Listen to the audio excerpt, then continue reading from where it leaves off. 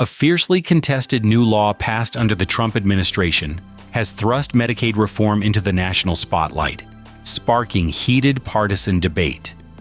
Democrats have made the issue central to their messaging since President Trump's election win, now highlighting it as a key topic ahead of the highly anticipated 2026 midterms.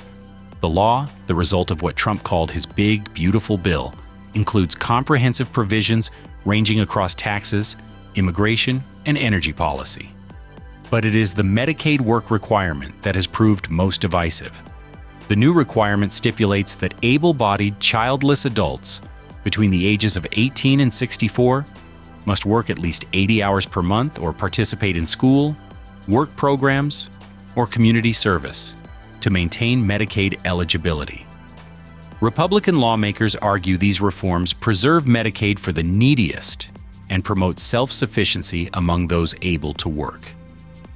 As Representative Nancy Mace of South Carolina put it, "If you want government benefits, go to work and get a job." Senator Katie Britt of Alabama said the aim is to strengthen and sustain safety net programs, noting their intended function as a bounce to lift people up, rather than a hammock that people stay in. Senator Bill Cassidy of Louisiana echoed concerns about long-term dependency, asserting that safety nets should help people regain their independence. The Environmental Protection Agency has announced a major restructuring, revealing plans to cut about 23% of its workforce and eliminate its research and development office. This will see the agency reduce its staff from just over 16,000 down to around 12,400, with much of the downsizing occurring through voluntary retirements and deferred resignations. Accordingly, the EPA expects to save almost $750 million. Despite the elimination of its central scientific research arm, the agency insists it will prioritize science and research even more highly. The transition will involve the creation of a new Applied Science and Environmental Solutions Office, which officials claim will place science at the forefront of regulatory decisions and offer technical assistance to states. Still, the significant reduction in scientific personnel has raised questions about the agency's future research capabilities and its approach to environmental protection and policy, especially as the United States faces ongoing environmental and climate-related challenges. On the other hand, Democrats argue the measures are punitive and could deny coverage to Americans who already struggle to navigate bureaucratic requirements.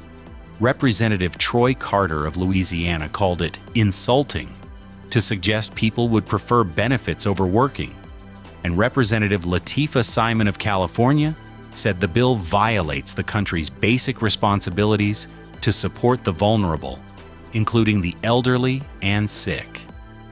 Critics further point to mixed results from state-level work requirements. In Arkansas, a study found that similar policies led to significant losses in Medicaid coverage among low-income individuals, but did not boost employment rates. In Georgia, administrative costs consumed most of the budget for its coverage program, outstripping intended benefits. As debate rages, the reform's real consequences, both fiscal and humanitarian, are likely to become focal points in the coming election cycle. Staying with actions from the White House, President Trump has reiterated his determination to prevent the establishment of a central bank digital currency, or CBDC, in the United States. Speaking at a White House event on July 18th, Trump declared that not only had he issued an executive order in his first week of office, banning the creation of a CBDC, but that he intends to back up the order with legislation making the ban permanent. Trump's pledge was delivered alongside the signing of the Guiding and Establishing National Innovation for U.S. Stablecoins Act. Proponents of a CBDC argue it could increase efficiency and transparency in financial transactions, but critics, including President Trump, have expressed fears about privacy invasion and potential government overreach into Americans' financial lives. The future of digital currency in the U.S. remains a contentious policy issue, as other nations press ahead with their own central bank-backed digital projects. Meanwhile, new information has emerged challenging official narratives dating back to the 2016 presidential election. Recently declassified records revealed that both the FBI and the National Security Agency had low confidence at the time in assigning blame to Russia for the hacking of Democratic National Committee servers and the release of sensitive emails.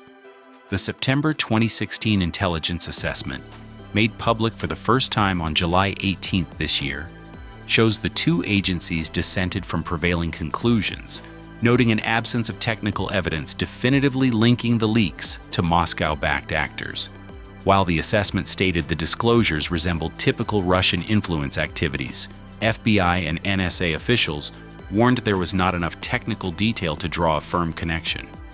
Nonetheless, the Obama administration publicly accused Russia of orchestrating the hack, setting the stage for years of controversy, investigation, and strained U.S.-Russia relations. The disclosure has reignited debate over the handling and politicization of intelligence in highly charged political environments. In international aviation news, the U.S. Department of Transportation has imposed fresh restrictions on flights arriving from Mexico, escalating an ongoing aviation dispute between the two countries. These new measures require Mexico to submit planned schedules for all U.S.-bound operations and to obtain prior approval for large passenger and cargo charter flights. The U.S. asserts these steps were made necessary after Mexico failed to comply with a 2015 bilateral air transport agreement, citing, in particular, Mexico's rescission of flight slots for major American carriers at the Benito Juarez International Airport and orders for U.S. cargo flights to relocate. Tensions have simmered since 2022 when Mexico allegedly began restricting U.S. carriers' access, prompting the Department of Transportation's reciprocal moves. The dispute threatens to impact both passenger traffic and cargo operations, with ramifications for tourism, trade, and commercial ties. Industry analysts are watching closely as further escalation could disrupt travel plans for thousands of passengers on both sides of the border and complicate logistics for North American supply chains heading into the fall. These developments, from environmental and healthcare policy shifts to revelations about past intelligence controversies and emerging international disputes, paint a complex picture of the current U.S. political and policy landscape. As agencies are restructured, laws contested, and relationships with both domestic and international partners evolve, the consequences will likely reverberate well into the months and years ahead.